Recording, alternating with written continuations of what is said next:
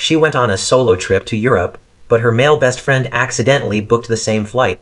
I sold her car to pay for my own trip. When she called for bail money, I blocked her number. Alright, Reddit. Buckle up because this one's a doozy. My ex-girlfriend thought she could play me like a fiddle while I funded her little European adventure with her best friend. Spoiler alert, I'm not as dumb as she thought I was. Here's how I turned her sneaky vacation into the most expensive mistake of her life. I'm 31, work as a senior estimator for a commercial roofing company here in North Carolina. Basically, I look at blueprints, calculate material costs, labor hours, and tell contractors how much their projects will run them. Been doing it for 7 years now, worked my way up from running numbers on residential jobs to handling commercial contracts worth $500,000. Not the most glamorous job, but it pays well, and I'm good at numbers. Always have been. Math was always my thing in school. The one subject where everything just made sense. Numbers don't lie, don't have hidden agendas, don't tell you one thing while meaning another. Which is probably why I noticed when things weren't adding up with my girlfriend Natalie. We'd been together for almost 3 years when this whole thing went down. Met her at a friend's wedding where she was working as the event coordinator. The wedding was for my college roommate Danny, this big outdoor affair at a vineyard outside Charlotte. I remember standing near the gift table, trying not to look like I had nobody to talk to, when I noticed this woman with a clipboard, directing caterers like she was conducting an orchestra. Natalie had this whole put-together vibe going on. Earpiece in, walkie-talkie clipped to her belt, striding across the grass in heels like she was born doing. Every time something went wrong, and plenty did, she handled it without breaking a sweat. The florist delivered the wrong color roses, she fixed it. The best man lost his speech, she had a backup plan. The DJ was running late, she'd already arranged a playlist to fill the gap. I thought it was attractive. Someone who had their life organized, who could handle chaos and come out on top. Little did I know that organizational skill would later be used to coordinate elaborate lies. I introduced myself during the cocktail hour. We talked for maybe 15 minutes before she had to run off and deal with another crisis, but she gave me her number before she left. Our first date was coffee, which turned into lunch, which turned into walking around downtown Charlotte until the sun went down. She was smart, funny, had this quick wit that kept me on my toes. Natalie was 29, worked for an event planning company downtown, and had this way of making everything sound reasonable. Like, she could convince you that the sky was green if she said it with enough confidence. She'd do this thing where she'd tilt her head slightly, look you right in the eyes, and explain whatever she wanted in this calm, logical voice that made you feel like disagreeing would be stupid. That skill should have been my first red flag, but love makes you stupid, or at least it made me stupid for a while. The first year of our relationship was great, like actually great, not just good on paper great. We went on weekend trips to the mountains, tried new restaurants, spent lazy Sundays watching bad movies and making fun of them together. She remembered the little things about me, stuff I mentioned once in passing, my favorite candy, the name of my childhood dog, the fact that I always wanted to learn to play guitar, but never got around to it. She bought me a guitar for my birthday and signed us up for lessons together. I thought she was the one. Her friends all told her she was lucky to have found a guy like me, stable, reliable, good job, actually listened when she talked. Her sister pulled me aside at a family dinner once and said, "Don't mess this up, she's never been this happy." I had no intention of messing it up. I was all in. We moved in together after 18 months of dating. Got a nice 2-bedroom apartment on the east side of town with a balcony where I could grill. Split the rent 50-50, which seemed fair since we made roughly the same money. I started thinking about the future, saved up for a ring. I was playing the long game, building something real. Meanwhile, she was apparently thinking about something else entirely. Enter Brandon.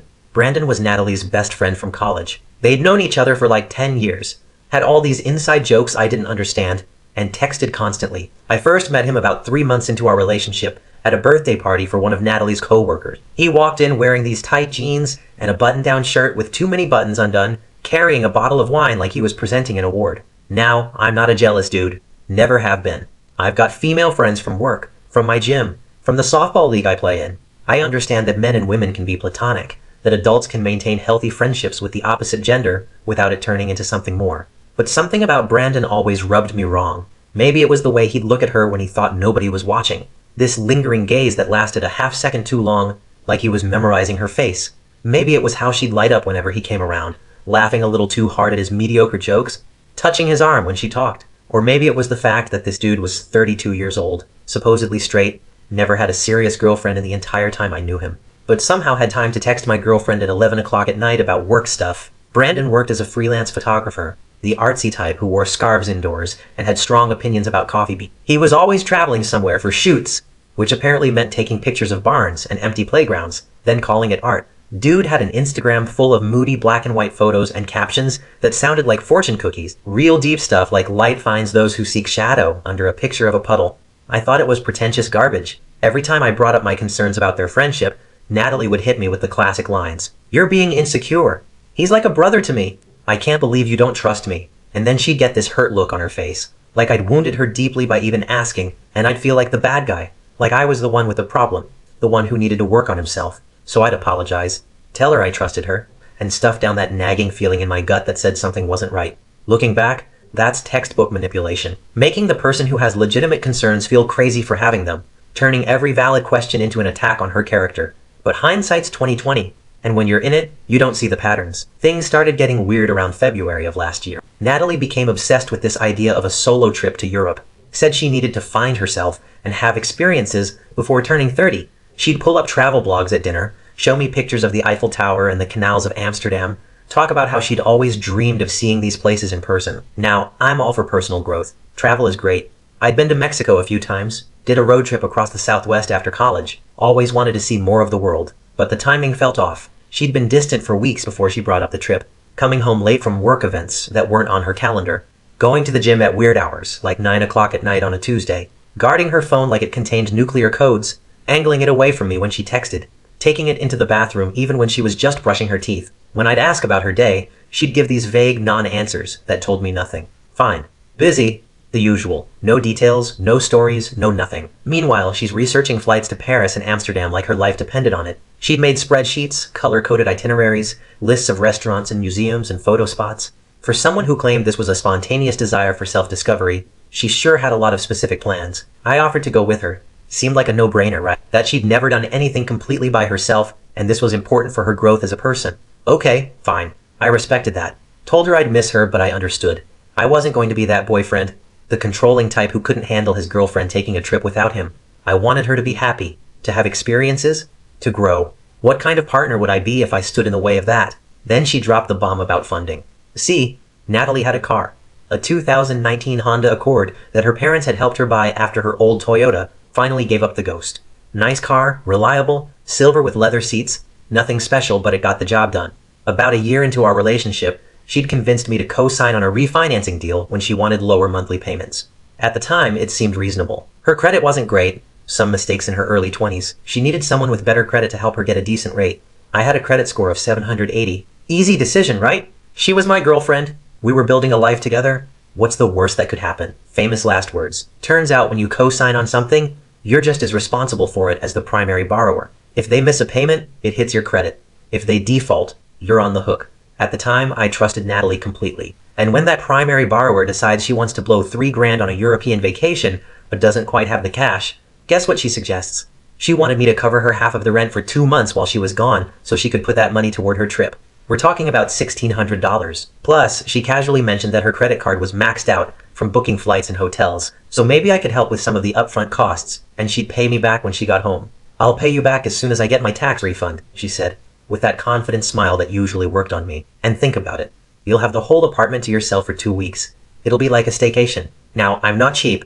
I've helped girlfriends out before when times were tough. When Natalie's car needed an unexpected repair 6 months into our relationship, I covered half of it without being asked. When her mom had surgery and she wanted to fly home but couldn't afford the ticket, I bought it for her. That's what partners do, right? You help each other out. But something about this felt different. Maybe it was the way she asked, like she expected me to just agree without question. Maybe it was the running total in my head of all the times she'd borrowed money and never quite gotten around to paying it back. Little things that added up to probably $2,000 over the year. $2,000 that she always intended to pay back when things settled down, but somehow never did. I told her I needed to think about it. She didn't like that answer. Her face did this thing where the smile stayed frozen, but her eyes went cold. Think about it? What's there to think about? I'm your girlfriend. I'm asking for help. It's a lot of money, Nat, and you already owe me for... Oh, so you're keeping score now? That's really nice, Jake. Really makes a girl feel loved. And just like that, the conversation was over. She went to bed without saying goodnight, and for the next few weeks, she was cold. Snippy comments about everything, sleeping on the far edge of the bed, conveniently forgetting to make dinner on the nights it was her turn. Classic passive-aggressive warfare designed to wear me down until I caved. But here's the thing. While she was playing mind games, I was paying attention. One night in early March, I woke up around 2 in the morning to use the bathroom. Her phone was charging on the nightstand, and as I walked past, it lit up with a notification. I almost kept walking. Almost. But something made me stop. That nagging feeling in my gut that I'd been ignoring for months. I'm not proud of what I did next, But desperate times call for desperate measures. Her passcode was her birthday. Because of course it was. What I found in those messages made my stomach drop. Pages and pages of text between her and Brandon, going back months. The early messages were flirty but could have been explained away. Then it escalated. Pet names. Babe. Sweetheart.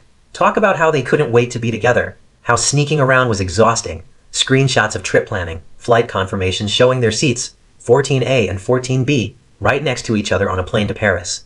But the real kicker? Hotel reservation. Not adjacent rooms. The same rooms. One room in Paris. One room in Amsterdam. One room in Barcelona. For 2 weeks across 3 cities, they'd be sharing a bed while I sat at home thinking my girlfriend was finding herself. There were messages about how they'd have to be careful, posting on social media so I wouldn't find out. How she'd tell me it was a solo trip, and they'd accidentally run into each other there. How romantic it would be to finally be together for real without having to hide. How Brandon was so much more adventurous and alive than I was. How he made her feel things she hadn't felt in years.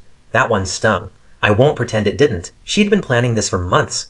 While I was thinking about engagement rings and our future, she was coordinating a romantic getaway with her best friend, using the money I'd be giving her to fund a trip with the guy she was cheating on me with. I didn't sleep the rest of that night. Just lay there in the dark, staring at the ceiling, running through my options. The old me would have confronted her immediately, but I'm 31 years old. I've been through enough to know that the best revenge isn't served hot. It's served cold, calculated, and devastating. So I made a plan. First things first. I needed evidence. I forwarded the most damning screenshots to my own phone and deleted the sent messages from her outbox. She'd never know I'd seen them. Then I started documenting everything. Every lie about the trip being solo. Every mention of Brandon like he was just some random friend. Every financial contribution I'd made to her life. Next, I looked into our financial situation. The apartment lease was in both our names, but I'd been the primary applicant with the better credit score. They'd only approved us because of me. Her car, however, was a different story. Remember that refinancing deal I co-signed? I dug out the paperwork from my filing cabinet and read through every page. Turns out that co-signing made me equally liable for the vehicle. My name was right there next to hers, legally binding, and according to the loan document, I had certain rights regarding the collateral. See, when Natalie refinanced, she'd taken out more than what the car was worth at the time, planning to use the extra cash for home improvements that never happened. That meant she was upside down on the loan from day one. She owed about 14 grand on a car worth maybe 11. Not my problem under normal circumstances, except that my name was on that loan too. If she defaulted, my credit would tank right alongside hers. I called a buddy named Steve who works at a car dealership over in Greensboro. Known each other since high school, played on the same baseball team, stayed in touch over the years. Good guy, knows the auto industry inside and out. I explained the situation without going into too much detail, just said I was in a complicated spot with my girlfriend and a car loan and needed to know my options. He told me that as a co-signer, I had more leverage than I realized.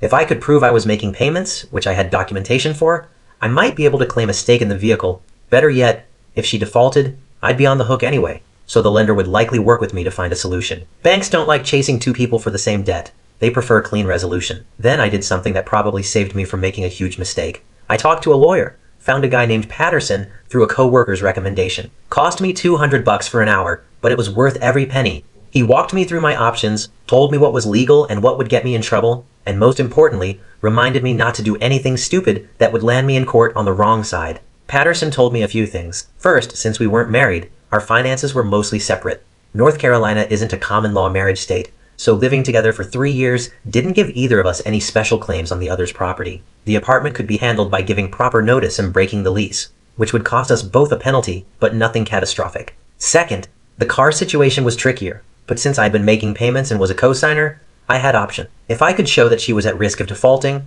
or if she'd already missed payments that I'd covered, I could potentially force a sale or refinancing to get my name off the loan and protect my credit. Third, and most importantly, Patterson reminded me not to do anything stupid that would land me in legal trouble. No destroying her property, no blackmail, no posting those screenshots publicly in a way that could be considered defamation. Play it smart, keep it legal, protect myself. That last part was key, because my initial instinct was nuclear.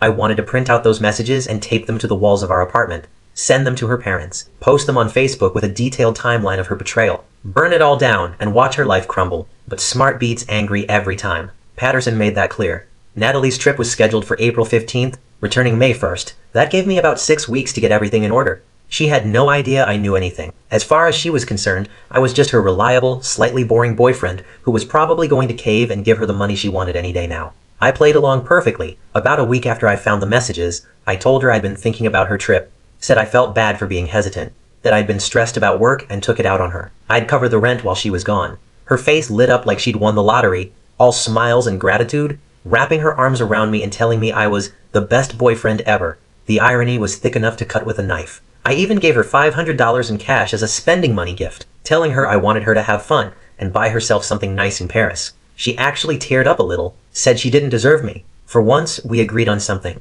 What she didn't know was that I'd already found a new apartment, a nice one-bedroom in a complex closer to my job, cheaper rent, updated appliances, no roommate required. I'd toured it 3 weeks earlier, put down the deposit in cash, and signed the lease to start May 1st, the exact day she was supposed to return from her solo adventure. I'd also started quietly moving my stuff out. Just small things at first, items she wouldn't notice. My grandmother's china, which I'd inherited when she passed, and had been keeping in the back of the cabinet. Important documents like my birth certificate, passport, and financial records. Childhood photo albums that were irreplaceable. The good kitchen equipment that I'd bought. The KitchenAid mixer and the cast iron skillets that my dad had given me. Slowly, box by box, my car would make trips to a storage unit I'd rented on the other side of town.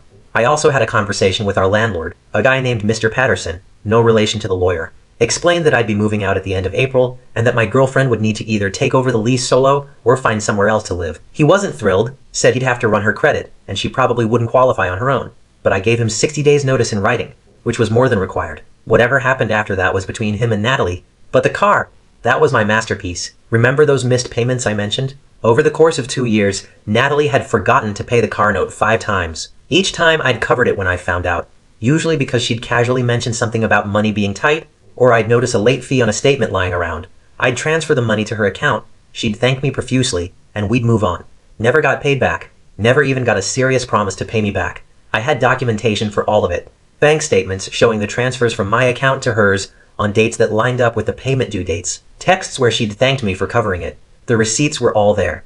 2 weeks before her trip, I went to the dealership Steve worked at. We'd worked out a deal over several conversations. I wasn't going to steal the car or do anything dramatic. I was going to exercise my legal rights as a co-borrower. I called the bank that held the loan. Explained that as a co-signer, I was concerned about my liability given the borrower's history of missed payments. Provided documentation of the payments I'd covered.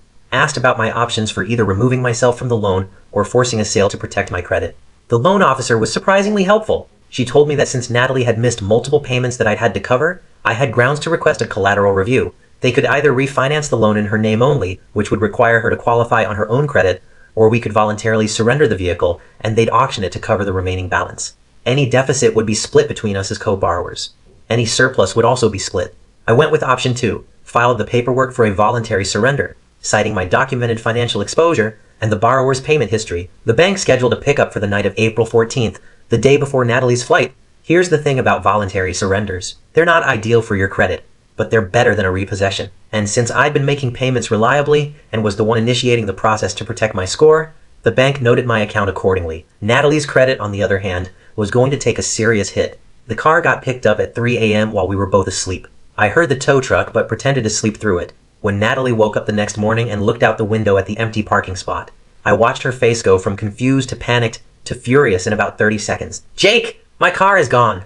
I came out of the bathroom acting groggy. "What? Someone stole it." I walked over to the window, looked down at the empty spot. Huh, that's weird. She was already calling the police when the bank called her. I watched her face as they explained what happened. A voluntary surrender. Her co-borrower had initiated it. The vehicle had been retrieved and would be auctioned to cover the outstanding loan balance. She hung up and stared at me with this look I'll never forget. "You did this. I protected my credit from your missed payments." I grabbed my coffee from the counter. "Should have been more responsible, Nat. You had no right." Actually, I had every legal right as a co-borrower. Talked to a lawyer and everything. I took a sip.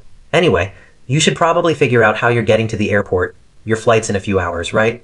The next 20 minutes were chaos. Yelling, crying, threats to sue me, call the cops, tell everyone what a monster I was. I just sat on the couch sipping my coffee, letting her burn herself out. There's something almost peaceful about watching someone realize they've lost all their leverage. All those manipulation tactics that used to work on me, useless now.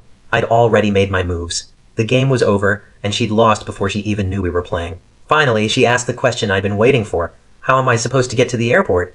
Uber exists! I pulled out my phone. Actually, I'll order you one. Consider it my goodbye gift. While we waited for her ride, I dropped the other shoe. Oh, and I'm moving out.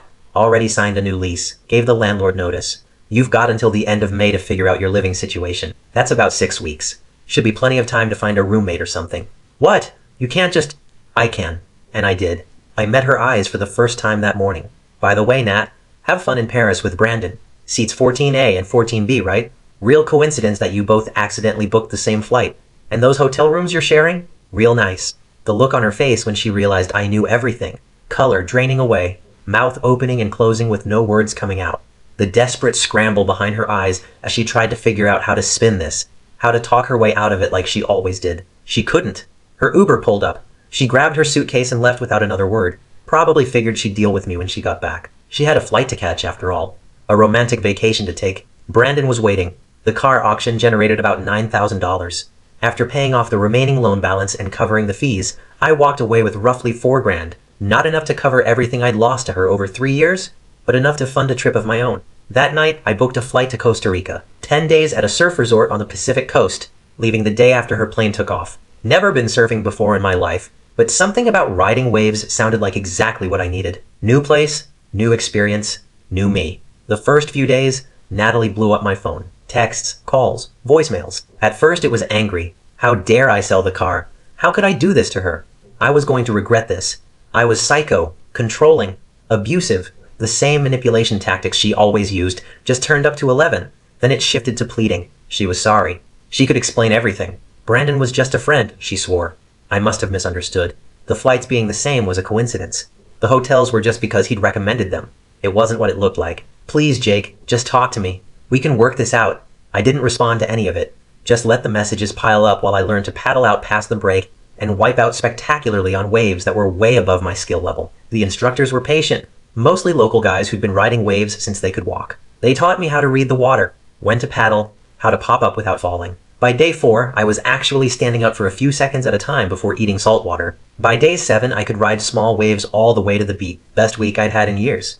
On day 6 of my trip, which would have been day 5 of hers, I got a different kind of message. Not from Natalie. From a number I didn't recognize with a 919 area code Raleigh. It was her mom, Denise. Now, I'd always liked Natalie's parents. Good people. Salt of the earth types who'd raised their daughter better than she turned out. Her dad, Frank, was an electrician, winding down toward retirement, doing part-time consulting work these days. Her mom, Denise, made the best sweet potato casserole I'd ever tasted. Always sent me home with containers of leftovers after Sunday dinners. They'd welcome me into their family, talked about grandkids someday, looked genuinely sad when I stopped coming around after everything fell apart. Part of me felt bad for them. They didn't ask for any of this, but that wasn't going to change what I was about to do. I almost didn't listen to the voicemail, almost deleted it without hearing a word, but curiosity got the better of me. Natalie had been arrested. I sat up so fast I nearly knocked my breakfast into the sand. Played the message again to make sure I'd heard it right. Yep, arrested. In Amsterdam. Now, I'm not going to pretend I saw this coming. I'm not some mastermind who planned every detail of her downfall. But apparently karma is real, and it's got a twisted sense of humor. Here's what I pieced together from Denise's frantic voicemail, some creative social media stalking, and a conversation with Danny, my old roommate, who was still loosely connected to Natalie's friend group. Natalie and Brandon had been having a grand old time in Europe. Paris had gone smoothly from what I could tell. Plenty of Instagram posts of croissants and the Eiffel Tower, all carefully framed to suggest she was alone even though we both knew better. Amsterdam was next on their itinerary. Now Amsterdam is famous for a lot of things. The canals, the Van Gogh Museum, Anne Frank's house, and certain establishments where things that are illegal in most of the world are perfectly legal to consume on site. Brandon, being the free-spirited artistic type, had indulged enthusiastically, but he'd also gotten greedy. Instead of just enjoying the local customs while in town, he'd decided to bring some souvenirs home. Not the kind you buy at a gift shop, the kind that gets you in serious trouble when you cross international borders. At the airport, heading to their next stop in Barcelona, security flagged Natalie's suitcase. Random check, they said. Turns out Brandon had convinced her to carry his stash because they check guys more thoroughly than girls. Real class act, that one. So there's Natalie, standing in Schiphol Airport with substances that are very much not legal for export, trying to explain to Dutch authorities that they weren't hers, that her friend had put them there, that she didn't know anything about it. Brandon, of course, was nowhere to be found. He'd conveniently gone through a different security line, and when he saw her getting pulled aside, he kept walking, right through the gate, right onto his connecting flight to Spain. Didn't look back, didn't try to help, didn't say a word to anyone. Just left her there. Let that sink in. The guy she left me for? The guy she'd been planning this whole romantic adventure with. The man who made her feel alive. Abandoned her at the first sign of trouble. Literally left her holding the bag. Dutch authorities are actually pretty reasonable compared to some country. This wasn't Singapore where you might disappear into a prison forever. But Natalie was still looking at serious legal consequences. Major fines, possible jail time, definitely a criminal record. She needed a lawyer. A good one who spoke English and understood Dutch law. Those don't come cheap anywhere. And in a foreign country during a legal emergency, they cost even more. That's when her mom started calling me. The voicemail was something else. Lots of crying. Lots of, I know she made mistakes, but she's still my daughter. Ashenart, Denise explained the situation as best she understood it. Said the lawyer wanted a €10,000 retainer just to start, and they didn't have that kind of money liquid. Frank's retirement savings were tied up. They couldn't access them quickly enough. And then the ask, could I help? Wire some money for legal fees? Please, Jake. You're the only one with the savings to help quickly. We'd pay you back double. I sat on the beach, watched a pelican dive for fish, and thought about it for exactly 3 seconds. Then I called Denise back, told her I was sorry about Natalie's situation, but we'd broken up before she left. I'd moved out. We had no financial ties anymore. This wasn't my problem to solve. She tried to argue, tried to guilt me, said Natalie still loved me, that Brandon was just a mistake. I let her finish, then said goodbye. Then I blocked Natalie's number. Her mom's too. Brandon's, just for good measure. The rest of my trip was the most peaceful week I'd had in 3 years. Learned to actually surf, made friends with some guys from Colorado chasing waves around Central America, came home tanned and 10 pounds lighter. Here's what happened to everyone else. Natalie's parents took out a second mortgage on their house to pay for her lawyer. Let that sink in. Good people who'd worked their whole lives, who were supposed to be enjoying retirement, had to leverage their home because their daughter's boyfriend abandoned her with his stash in a foreign country. Frank had to delay retiring from his part-time consulting work. Denise started picking up extra shifts at the church thrift store she volunteered at. The legal process took 3 weeks. She had to stay in the Netherlands the whole time, stuck in a budget hotel near the airport while her case got processed. Credit cards maxed out, parents wiring money for food and lodging. Meanwhile, Brandon posted artsy photos from Rome and Barcelona. One caption said, "Solo adventures are the best adventures." Posted it 3 days after he'd abandoned her to deal with Dutch police alone. She got off with a fine and a suspended sentence, but picked up a criminal record that'll follow her forever. Has to disclose it on job application. Gets flagged at every customs checkpoint. Can't visit half a dozen countries that don't let people in with that kind of record. Brandon ghosted her the second she got back to the States. Blocked her on everything. Turned out he'd started dating some yoga instructor in Barcelona during what was supposed to be their romantic trip together. Moved on like Natalie never existed. She came back to North Carolina broke, with a criminal record, no car, no apartment, and no boyfriend. Moved back in with her parents at 29. The same parents who just mortgaged their retirement to bail her out. 6 months later, I got promoted to department manager. Own office with a window, nice raise. Started building real savings again. Bought a new truck, nothing fancy but mine. Started thinking about buying a house. 8 months after that, I met Michelle. She's 28, works as a veterinary technician. We met when her neighbor's dog got loose, and I helped catch it in the parking lot. She came down to thank me, we got to talking, went for coffee that weekend. Been together almost a year now. But here's the best part. 4 months ago, I got a LinkedIn notification. Someone viewed my profile. Natalie. Checked her page. Job status said, seeking opportunities. Turns out the event planning company fired her. Hard to plan destination weddings when you can't pass a background check or travel internationally. A week later, Doug from one of our contractor companies called me. Said they had a candidate who'd listed me as a personal reference. 3 guesses who. She'd applied for an entry-level office admin position. Significant pay cut from what she used to make, and she'd put my name down as a reference without asking. Doug asked what I could tell him about her work ethic, reliability, and character. I told him the truth. We dated, it ended badly due to her choices, and she has a criminal record from an incident in the Netherlands. Just facts. Let him draw his own conclusion. She didn't get the job. Last week, I ran into her mom at the grocery store. Denise looked older, tired. She told me Natalie was working at a call center now. Still living at home. Still paying off the legal fees. Her credit was destroyed. She'd had to sell most of her nice things just to cover the fines. Brandon had apparently gotten married to the yoga instructor. Posted the wedding photos last month. Natalie saw them. Denise asked if I'd ever consider giving Natalie another chance. Said she'd changed, she'd grown up, she understood what she'd lost. I told her I was engaged to Michelle. Proposed 2 weeks ago at the beach, where we'd taken our first weekend trip together. She said yes before I finished asking. Denise's face did this complicated thing, somewhere between sad and accepting. She congratulated me, said she was happy I'd found someone good, and walked away with her shopping cart. I went home, grilled some steaks with my fiancé, told her about running into Denise. Michelle just shook her head and said some people never learn. Then she showed me the venue she'd found for the wedding. Small place, nothing fancy, exactly what we wanted. Didn't think about Natalie again. So that's my story, Reddit. Guys, we are so close to hit 100,000 subscribers on this channel.